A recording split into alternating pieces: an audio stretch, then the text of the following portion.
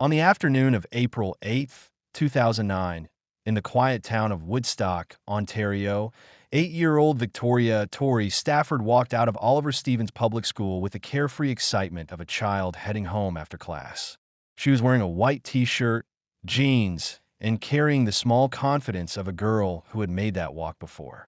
It was a short distance, familiar streets, daylight still lingering. Nothing about that afternoon suggested danger. But Tori never made it home, and within hours, her disappearance would shatter a community and leave a permanent scar on an entire nation. What no one knew at the time was that Tori's final moments of freedom were being silently recorded. A nearby security camera captured footage that would later become one of the most haunting pieces of evidence in Canadian criminal history. The video showed Tori walking calmly beside a young woman in a white puffy jacket, her posture relaxed, her steps unhurried. There was no visible struggle, no sign of fear. It looked like a child walking with someone she trusted. That woman was 19-year-old Terri-Lynne McClintic, and the calm captured on that grainy footage concealed a deception that would end in unimaginable violence. McClintic had approached Tori under the guise of kindness, telling her she could show her a puppy. It was a simple lie, carefully chosen because it worked. Children are taught to fear strangers who look threatening, not young women who smile and offer something harmless. Waiting nearby in a car was McClintic's boyfriend, 27-year-old Michael Rafferty. Together, they had already crossed a moral boundary from which there was no return. Tori was led to the vehicle, entered it without resistance, and was driven away from Woodstock toward a remote, wooded area near Mount Forest. The search for Tori began almost immediately. Her parents reported her missing when she failed to arrive home, and within hours, local police mobilized. The case escalated rapidly, drawing provincial and national attention. Volunteers poured into Woodstock from surrounding towns. Search teams combed fields, forests, and abandoned properties.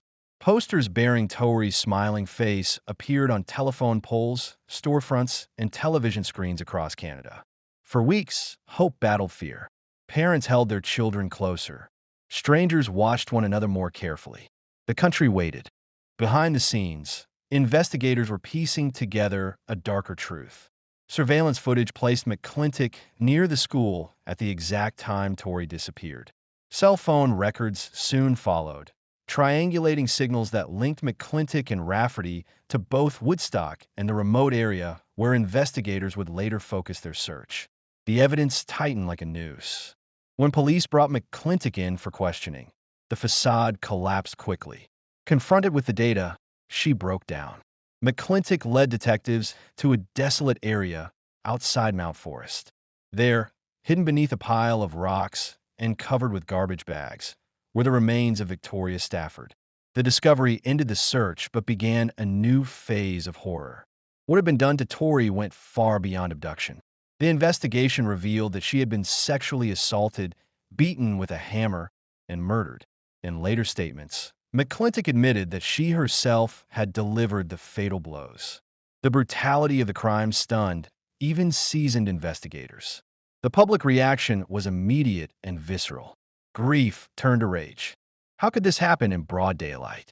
How could a child be taken so easily, so quietly? The image of Tori walking beside McClintic became a symbol of vulnerability, a reminder that danger does not always look dangerous.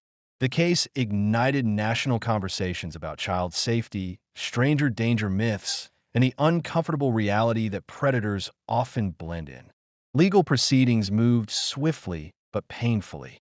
In April 2010, Terri-Lynne McClintic pleaded guilty to first-degree murder.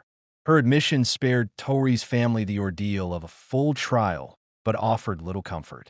She was sentenced to life in prison, with no chance of parole for 25 years. 2 years later, Michael Rafferty stood trial. Prosecutors laid out the evidence in meticulous detail: the planning, the abduction, the assault, and the murder. Rafferty attempted to distance himself from the killing, but the jury was unconvinced. He was found guilty of first-degree murder, kidnapping, and aggravated sexual assault, and sentenced to life imprisonment without the possibility of parole. Even after the convictions, the case did not fade from public consciousness. Years later, controversy erupted when McClintic was transferred to a lower security facility, sparking national outrage and political debate. For many Canadians, the idea that someone responsible for such a crime could ever experience reduced confinement felt like a betrayal of justice. Protests followed. Petitions circulated. Tori's name resurfaced in headlines, reminding the country that some wounds never close. Victoria Stafford's story endures not because of how she died, but because of what her case revealed.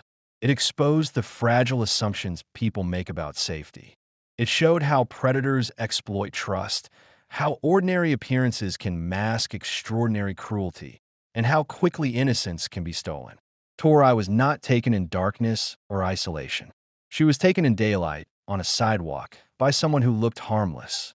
Today, her face is remembered not just on missing posters, but in laws, school programs, and parental warnings shaped by the lessons of her case. Tori Stafford became a symbol of vigilance forced upon a nation by tragedy. Her story stands as a reminder that monsters do not always hide in shadows.